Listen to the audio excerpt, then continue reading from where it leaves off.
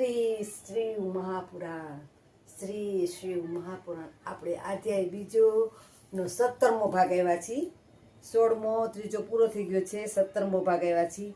ગુણનિધિ ચરિત્ર અને આખ્યાન કથા. ગુણનિધિ ચરિત્ર અને આખ્યાન કથા કદાચ હું લખતા ભૂલી જાઓ તો તમે સમજી જાજો. શ્રી શિવ મહાપુરાણ એના લેખક છે મહર્ષિ વેદવ્યાસ. આપણે પેલા ભગવાનને યાદ કરશું, ગણપતિ દાદાને યાદ કરશું અને ભગવાનને યાદ કરી ગણપતિના આખા પરિવારને યાદ કરશું. હે રાણી છે રૂડો રોટલો રે કોઈને ખવડાવીને ખાવ રે. રામે દીધો છે રૂડો રોટલો, રામે દીધો છે રૂડો રોટલો રે કોઈને ખવડાવીને ખાવ રે. રામે દીધો છે રૂડો રોટલો, હે રામે દીધો છે રૂડો રોટલો રે કોઈને ખવડાવીને ખાવ રે. રામે દીધો છે રૂડો રોટલો. આપ્યો. હે પ્રભુ, હે ગજાનન ગણપતિ દાદા, અમારા વાંચી એમાં તમે હાજર રહેજો. શ્રી શિવ પુરાણ અને મારા બાળકોને બાળ સંસ્કાર કેન્દ્રમાં મોકલજો. સવારે સૂતા ઉઠતા, બપોર જમતા, સાંજે સૂતા, 3 ટાઈમ ત્રિકાળ સંધ્યા લેજો. અને દાદાની કેન્દ્રમાં જાજો, દાદાની કેસેટમાં જાજો. બની શકે તો તમે બાળકોને પણ સાથે લઈને જાજો. બાળકોને બાળ સંસ્કાર કેન્દ્રમાં મોકલજો. મારા અપીલ છે, મારી નમ્ર વિનંતી છે. અને આપણે ગણપતિ દાદાને કહેશું, આપણે હારી રહીએ, હાજર રહીએ અને આપણે શ્લોક લેશું, ભગવાનનો યાદ કરશું. કરાગ્રે વસ્તે લક્ષ્મી, કર મૂલે સરસ્વતી, કરમત્યે તુ ગોવિંદમ, પ્રભાતે કર દર્શનમ. સમુદ્ર વસને દેવી, પર્વતસ્તન મંડલે, વિષ્ણુ પત્ની નમસ્તુભ્યમ, પાદ સ્પર્શ સમસ્વમે. વસુદેવ સુતમ દેવમ, કંસચારૂનમર્દનમ, દેવકી પરમાનંદમ, કૃષ્ણમ વંદે. આપણે વાંચી 17મો બીજાનો 17મો અધ્યાય બીજો ભાગ બીજો અને 17મો નો પહેલો આવ્યા છે. બ્રહ્માજીનું સૃષ્ટિ સર્જન કથાત્મક વાર્તા સાંભળીને મુનીશ્વર નારદે વિનયથી તેમની નમસ્કાર કરીને પૂછ્યું, હે દેવ ભક્ત વાત્સલ્ય કૃપા સાગર, શિવ કૈલાસ પર ક્યારે ગયા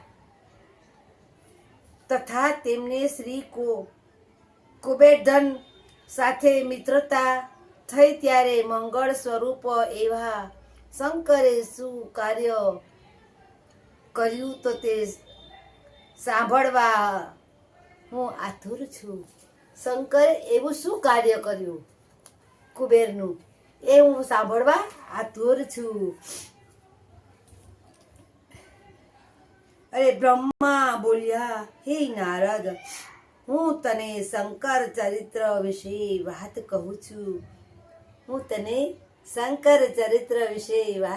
છું. તમે સાંભળો. હું એક દ્રષ્ટાંત કથા હું છું તે જ પણ સાંભળો. અરે કપિલ નગરમાં યજ્ઞ વિદ્યા પારગત યજ્ઞદત્ત નામે એક દીક્ષિત બ્રાહ્મણ હતો. તે વેદ અને વેદાંત શાસ્ત્રનો જાણકાર, હોશિયાર અને બ્રહ્મશાળી, વધુ દાન કરનારો, કાર્તિક પાત્ર અને રાજાનો માનીતો હતો. તે રાજાનો માનીતો હતો. તે સુંદર અને ચંદ્રમંડળ જેવી આકૃતિવાળો હતો. સુંદર મંડળ જેવી આકૃતિવાળો હતો. અગ્નિ સેવા તત્પર પણ શાંત આકૃતિવાળો હતો. તેને ગુણનિધિ નામે પુત્ર હતો. અને ગુણનિધિને આ 8મા વર્ષે યજ્ઞો પવિત્ર સંસ્કાર આપવામાં આવ્યા.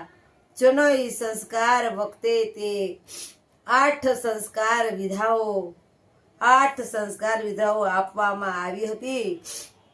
8 સંસ્કારની વિધિઓ એને આપવામાં આવી હતી. વધુ અધ્યયન કરવા મોકલતા તે પિતા ન જાણે તે પ્રમાણે તે લઈ જતો અને ધન જુગારમાં વેડફી નાખતો. ધીરે ધીરે તેણે બ્રાહ્મણના આચાર વિચાર છોડી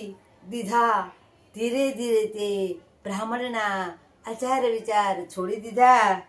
અને નટલોકોની મંડળી સાથે ભળી ગયો. માતાએ તેને બજાવ્યો છતાં તે પિતા પાસે જવાબ બહાના બનાવતો હતો. તેની માતા પણ પિતા પણ જેવા દેવાની ગાય ઘોડા કહેતી હતી તેમાં પિતા પૂછતા હતા. તે સ્ત્રી જૂઠું બોલતી હતી. પુત્ર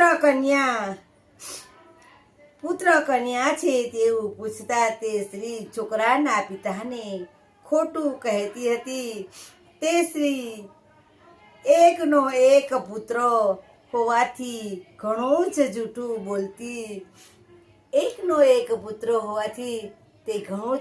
બોલતી હતી. ને તે બ્રાહ્મણને પોતાના દીકરાની અસલ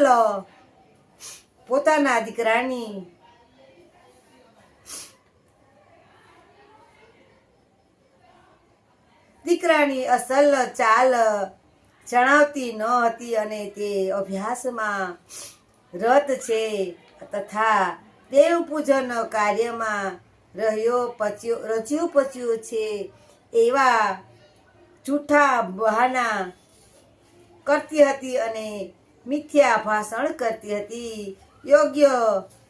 યોગ્ય સમય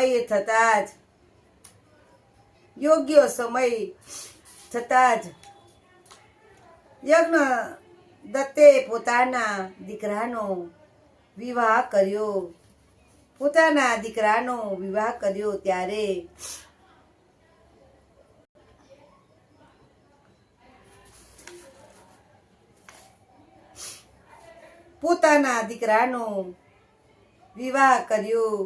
ત્યારે